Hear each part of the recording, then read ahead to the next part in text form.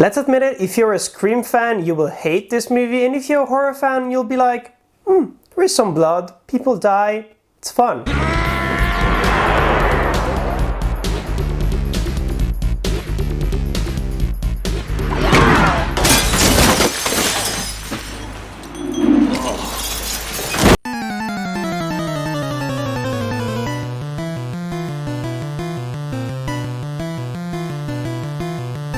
No! God, please, no! No!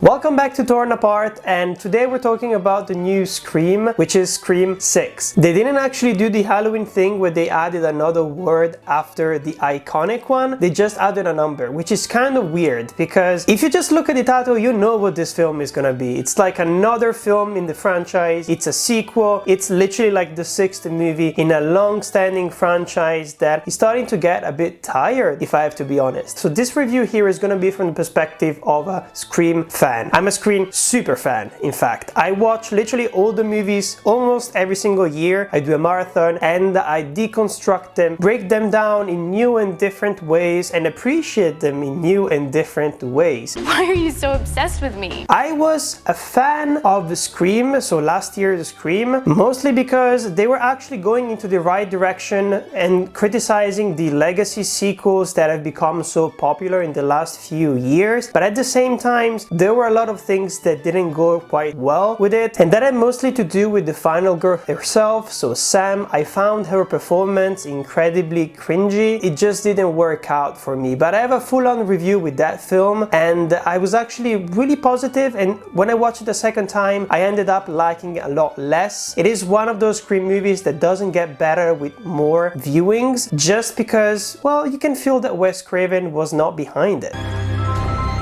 It's an honor. Even though it is the collective Radio Silence that directed that movie and the new one that we're talking about today, they're really good directors, but you can feel that there is something wrong with the script itself, and they just didn't wait enough time between Scream and Scream 6 so that there would be more to say, more to criticize about the horror genre. You want me, so let's finish this.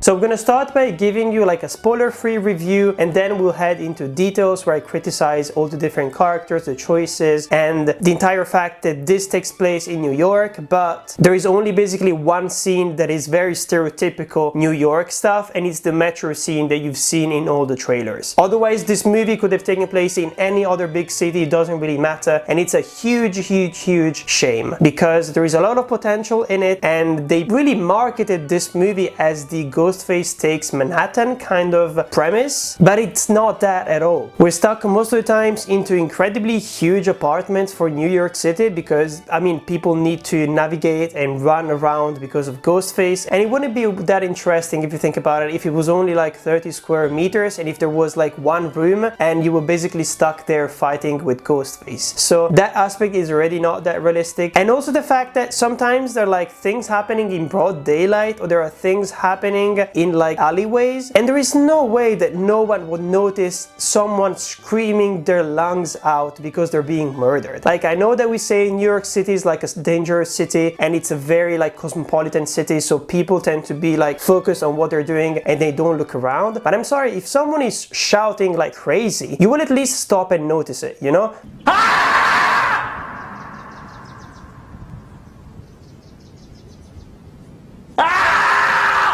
Maybe you will not jump in and try to help out. So many scenes in this movie where they were just not realistic at all because the people around the crime scenes were just not acting like real human beings. And also, if you notice something when you're watching the movie, after every single crime scene, you hear like in the background the police sirens, and it happens at every single crime scene. And it's so incredibly stupid. Mostly because it's a big city, so of course I feel like the police like stations would be way closer to at least some of the crime scenes. And also also because, like, why do you need to do it at every single crime scene? Like, I understand that the police is gonna arrive at some point, but like, you don't have to signal it at every single crime scene. I don't know, it just didn't work out for me. The other thing that really doesn't work out for me in this movie is, well, Sam, once again. There is even a scene in this film where Jenna Ortega's character, so Tara, is actually asking her, like, what are you doing here? Like, I'm going further in my studies, I'm going to college, I'm actually doing something of my life, I'm going towards the future, and you're not doing anything. And she's standing there being like a fish out of water, being like, why am I here? Why am I in this film? It makes no sense, because her character is just so incredibly badly written. They gave her another like love interest in this movie, but their relationship feels so incredibly empty. Like, when they're talking to each other, they don't have any anecdotes, they don't have any history. It's just the fact they're two attractive people who are flirting with each other and having sex. That's the only thing. They have nothing else in common, and you can see that there's the only thing that they could give her as a character. And it's a bit of a shame, because she's supposed to be a final girl. She's supposed to be the new legacy Sydney. That's how they built everything up in the last movie, but it just doesn't work out because Jenna Ortega is such a better final girl. She's way more compelling. She actually shares a lot of Sydney's personality traits when it comes to trying to move forward, trying to become a normal person again. While Tara is just being like, okay, I'm Terminator waiting to explode. That's what she feels like. She's just waiting to be activated by the ghostface plot so she can grab a knife and kill someone. It's so incredibly weird. I mean, while I was writing my review, I literally described Sam as a loaf of bread kind of character. She's so incredibly bland. She's so incredibly boring. And I have no idea how the writers and the directors cannot tell this, or even the actress cannot tell this, because it must be very obvious when they're not giving you anything to work with, you know? And in this movie, they tease once again the thing that she might be turning into a serial killer, or she might become the new Ghostface in the next movie, which is the exact same thing that they teased in the last movie, and that didn't pay off at all in this movie here. It's not a spoiler because it's not very interesting, and I feel like it's something that we need to criticize, because it's something that I criticized as well in the last movie. It's the visions of Skeet Ulrich. Antipsychotics aren't working as well as they used to, are they?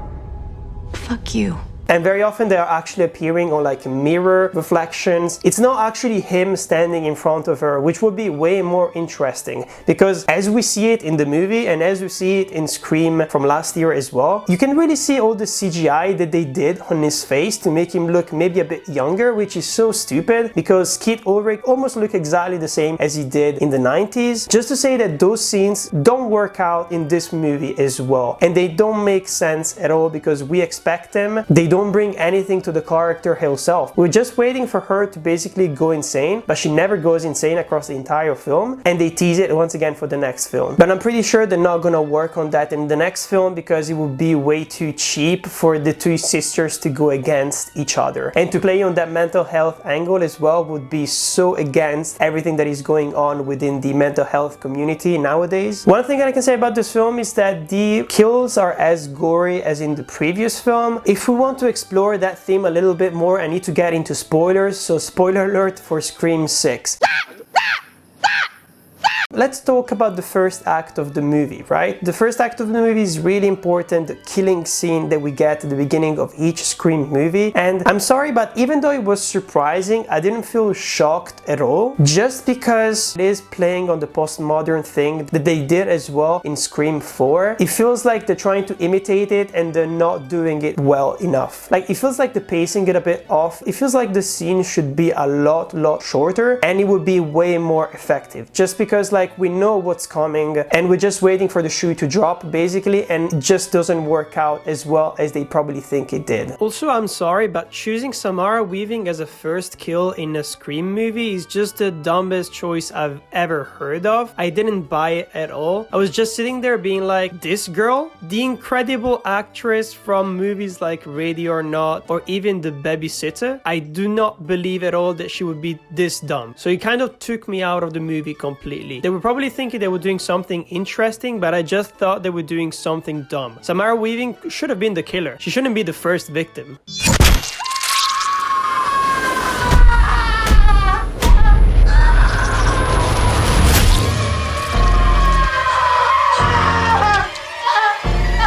overall, I think that also this movie is showcasing something that is going on within the horror universe or within the franchise universe in general, where they're so afraid of killing off main characters because they feel like we're attached to them as fans of the Scream franchise. But right now it's getting kind of ridiculous. This is the movie where literally my suspension of disbelief went completely out the window, where people are getting stabbed in very serious ways and always coming out unharmed and always ending up at the hospital, basically. I mean, there are two legacy characters in this movie. There is Kirby, that you've seen in the trailers as well, and there is Gale, and of course Sydney is not present. They actually played it quite well, the idea of explaining why Sydney is not there, even though you can understand that this movie was written around the idea that Sydney had moved to New York and was living there with her family. So the whole fact that she's not there makes no sense at all. Hello? Hey Sid, it's me. Dewey? Oh my God, how long has it been? Oh, I'm just trying to get a run-in before I take the girls to school. Especially, it makes no sense at all for Ghostface to want to move to Manhattan. I mean, they're doing a good thing when it comes to like straying away from like the legacy characters and building up new things with the new characters. But at the same time, why are the legacy character here? For example, Gale's character development is completely thrown out the window in this movie here, and she retrogrades to Gale from Scream 2, where basically she's written another book about what happened in Woodsboro last year, and now she has the same kind of antagonistic dynamic that she had with Sydney, with Tara and Sam. Bitch. Hey, deep breaths. Oh, Sydney, share with us, please. I'll share with you. Okay. Which is so fucking boring. I mean, it's such a fuck you to all the Scream fans when you think about it, because Gale's character development should have just become better and better, especially after the death of Dewey in the last movie. It makes no sense at all for her to act exactly the same as she did like literally 4 movies ago, you know? And even though like they try to make sense of why she's here, and they also do some meta commentary about the fact that Sydney was always the protagonist and Gale was always trying to be the protagonist, but she never could, and this is her only chance to be the protagonist just because Sydney is not there. And it kind of feels incredibly awkward because we know why Sydney is not there. Sydney is not there because they literally didn't want to pay the actress enough money to come back.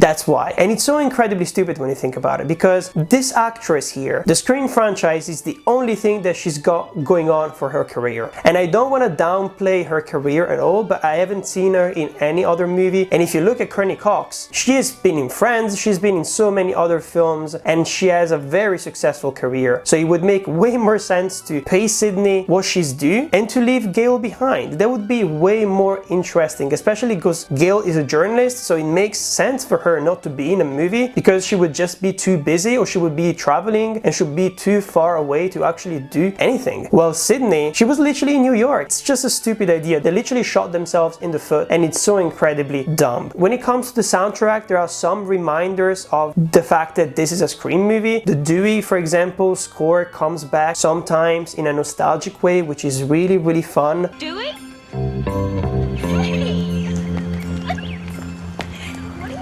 Here.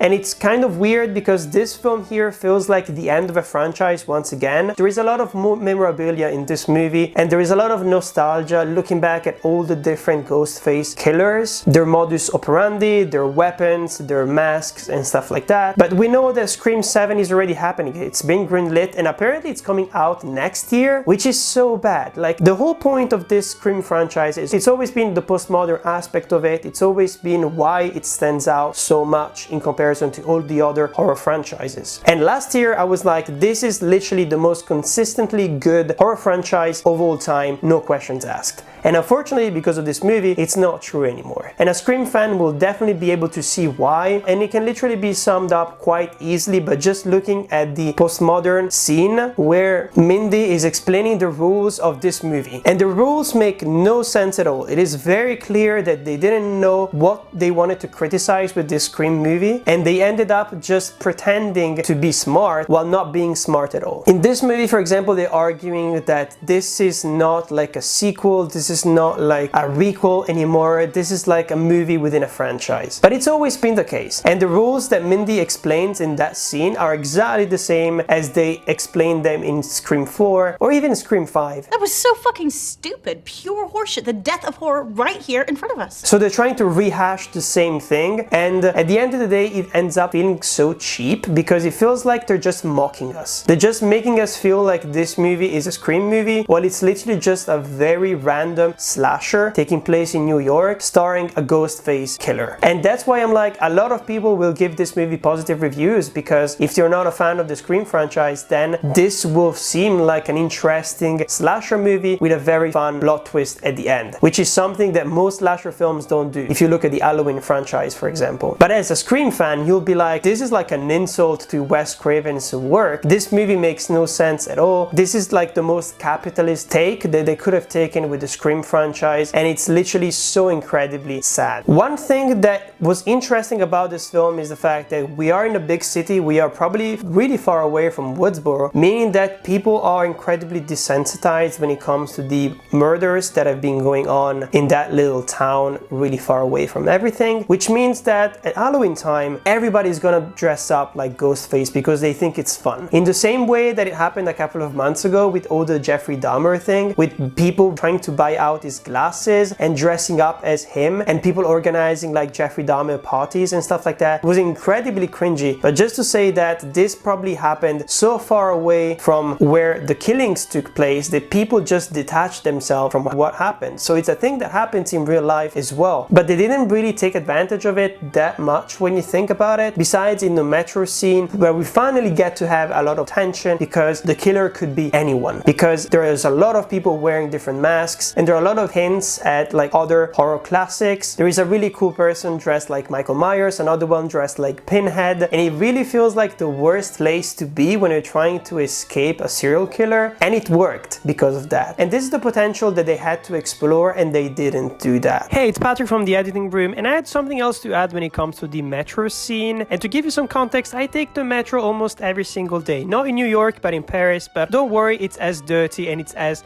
dangerous depending on which lines you get and at what time you get in and get out. But basically, I think that the scene overall with Mindy was well executed, but at the end of the day, I don't think it would ever happen in real life. Mostly because even on Halloween Day, I'm pretty sure that if a woman was getting approached and attacked by a weird guy, everybody would try to do something, or at least they would take out their phones and try to videotape it. So I don't believe at all that someone would be able to get close to a woman on such a tight space with so many people around and actually stab her and get away with it, especially if she ended up falling on the floor and stuff like that. I feel like we have way more empathy these days to women and their experiences in public transportation, so I feel like that scene just didn't work just for that aspect on its own. There is also another thing where the scene in the bodega, which has become quite popular because you can see Ghostface using a gun, was quite interesting, mostly because Ghostface in that scene is actually killing normal people that just happen to be there, which is something that I'm pretty sure he never did. The killings of the Ghostface killers were always incredibly calculated. They were either trying to replicate the murders from the first film, they were trying to replicate the murders from the Stab films, or they were trying to pick people out because they shared the names or family names with the original victims and stuff like that. While here, this Ghostface will literally just go through all the people that are in front of him to get to the people that he wants to kill. And it's incredibly interesting because of that, and they don't do it enough. Let's look at the metro scene, for example. How fucking scary would it have been if they made it so that the Ghostface killers started killing everyone on the metro trying to get to the main victim, and the train wasn't stopping and there was no way for the victim, for example Mindy or someone else, to escape. That would have been so incredibly powerful. There would be so much blood everywhere. Something like this. This is what I'm talking about. I want to see their guts on the windows. Simon's as good as dead with this new director. and I feel like they could have explored a little bit more kind of like the message of the school shooting killer or like the mass murder killer, which is something that is way more popular unfortunately because of different like terrorist attacks that have been happening across the world, and that would have given a little bit of fresh air to the Scream franchise and would have made it feel different. Because if you look at the film right now, there is no reason whatsoever on why he's killing all of these people. He says that the reason is that he wants to punish like Tara because of what she did in the previous film, but when he's killing strangers it makes no sense at all. So we basically end up with a film that is trying to do both but does neither really well. It doesn't turn into a really dangerous killer who is ready to kill anyone to kill the main characters, but also it's not actively killing Sam's friends because they always manage to survive and there's just not enough side characters to care about to actually care that the Ghostface killer is trying to punish her. I really like the idea of having a family of serial killers and Ghostface killers. The idea of having one that kind of masterminds the two other Ghostface killers is really cool. The scene when they actually attack Chad both at the same time, really cool. It feels like it's something that we've never seen, but at the same time this is something that has happened quite a lot within the Scream franchise, so I wasn't even surprised by it. First of all, Ethan, 100% sure he was the killer. When you look at him, you know he's the killer. As they say, he looks way too kind and weird. He has no personality. Of course he was gonna be the killer, so I was not surprised by him, and I was not surprised by the detective as well. I got a sense that he was not acting like a cop at all throughout the entire movie. He was just acting like a friend of the family, so a friend of Tara and Sam, even though he was literally just the dad of their roommates, so it made no sense. And of course we've had people getting revenge for the family members in Scream 2, so basically this is literally a remake of Scream 2. Basically the exact same reasons when you think about it, but they probably think that it's a clever thing, but from our perspective it doesn't feel like a clever thing, because even when they're doing the classic like Scream monologue at the end where they're explaining all the motives, the performances are insane. Like these people are like going wide-eyed and acting crazy, and it really doesn't feel realistic at all. It almost feels like they're trying to imitate what like Stu Macher was doing in the first movie, because he was really over the top, but it worked for him because he was set up since the beginning that he was a really weird dude. Oh! Give me that gun! Give me that gun, guys! My mom and dad are gonna be so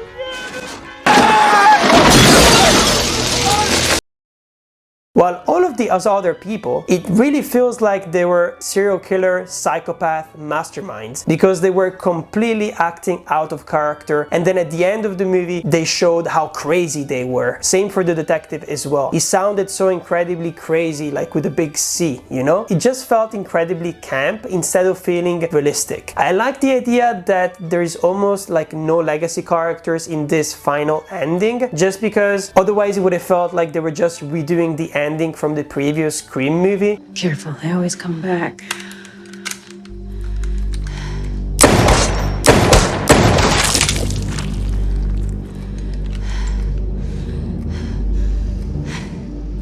Okay then. And also because if they actually want to pass the torch to these new characters, we have to stick with them, we have to believe they can survive. But at the end of the day, as I said before, if no one can die, if everyone can get stabbed and get away with it, there are no stakes. I was literally not afraid for any of the characters in this movie. Even when Gail was getting stabbed, I was like, there is no way they're killing Gail right after killing Dewey in the last movie. There is no way. And yeah, it didn't happen. Same goes with Mindy. Mindy is 100% getting murdered in this movie. Just by the way that her kill takes so much time and so much tension, and no, she just gets stabbed and goes to the hospital, and at the end she just goes waltzing off to the final act being like, oh, they gave me a lot of drugs, so I'm here to support you guys. It's like so fucking weird. Like this franchise has become a joke. They treat it as a joke, and I feel like the only person who actually knows what this movie is probably Gail. There is a moment, for example, where they're actually having their conversation on the phone, and Gail is like, wait a minute, and the killer is like, what? And he just hangs up on her, and he does the thing where you can call back the number that called you just before to find where he was. And that was a really clever thing to do, and that was the only thing that actually felt like a Scream movie, while the rest just felt like, as I said before, a random slasher with a ghost face mask involved. And it's a bit of a shame. I mean, I'm so disappointed by this movie, and I feel like this is like literally the moment where the Scream franchise died and it just became like any other slasher franchise, and I'm so disappointed. And And honestly, this is the first time when I left the room being like, I don't want to rewatch this. Like if I was doing a marathon, I don't feel like I would want to rewatch this for one reason or another. If we talk about the memorabilia once again, it was incredibly interesting to do that, to kind of develop the super fan aspect that Richie was showcasing in the last movie, in this movie here, and to play it out with his dad as well, the fact that he was just supporting his son in his crazy ideas, and we get to see that Richie was making like fake low budget ghostface movies as well. That was really cool at the end of the day. It was an interesting concept, but it just didn't work out because of so many different reasons, and it's a bit sad because it really feels like they're building up towards something incredibly huge, and at the end nothing actually happens. The three killers get killed like it was nothing, and we get yet another moment with Sam like stabbing the shit out of the killer, and like Jenna Ortega being like, dude, like what the fuck, well, what did you just do? And she was like, why not, you know, why not? Like it really feels like their dynamic is not working that well, and you can feel it even more in this film, and it's a bit sad. It's just annoying, you know? I have no idea where they're gonna take the next movie. Honestly, they're probably gonna take it out of New York once again because they already like ruined the concept, so why even ruin it another time? It would be really interesting to do a like Back to Woodsboro movie, but at the same time we've had so many films where we were going back to Woodsboro and that kind of stuff, so I really want this to feel special. Maybe it would be interesting to go back to Hollywood or go to Miami or something like that, go to something that is completely different to create different stakes. But at the same time, I don't really trust them anymore to deliver like a good movie, just because they're not waiting for it to be relevant. They just want to cash in as much money as possible, and it makes me really sad. Anyways, those are all the thoughts that I had when it comes to Scream 6. If you're a Scream fan, I don't think I recommend it. If you're a horror fan, you'll probably have fun because the kills are really fun at the end of the day. The movie is well paced, and Chad and Mindy are incredibly lovable, and same goes with Tara. But that is basically it. Anyways, let me know down in the comments what you thought of Scream 6. Did you like it? Did you love it? How would you rank it within the franchise? That's actually a very good question. How would I rank this? Let's put the first Scream movie at the top. Let's put Scream 4 right after because it's incredibly good. Scream 2, Scream 5, Scream 3, and then this movie here. Really? Is it even worse than Scream 3? Yes, I think it's even worse than Scream 3 because Scream 3 at the very least was an interesting postmodern concept with the whole ending the trilogy thing, with the whole going back to Woodsboro, but it's a fake Woodsboro because it's the movie set in Hollywood. The idea of exploring like the past, even the idea of doing like a red herring, being like Roman actually orchestrated the whole thing from the beginning. It's definitely still an interesting thing, even though it came out of nowhere. So yeah, I'm pretty sure Scream 6 ranks at the very bottom of my Scream ranking because it's incredibly forgettable and it's pointless at the end of the day. This Scream movie just didn't need to exist, and I'm pretty sure if Wes Craven was still around, he'll be like no comment, I don't want to talk about it. By the way, if you enjoyed this video and you want to support my channel, last week I released a really interesting video about the Oscars, but my own version. It's called the Torn Apart Award. If you were disappointed by the Academy Awards last week, if you want to see something different that feels less financially and politically involved, well, this video is for you. It's really fun and I really recommend it. And it's not just because I made it, I swear. Don't forget to like and subscribe. Every single like that you drop will go to Jenna Ortega because she does nothing wrong. It's impossible for her to do something wrong. And once again, she's the highlight of this movie here, as she was for the previous Scream movie. I'm Patrick, and this is Torn Apart.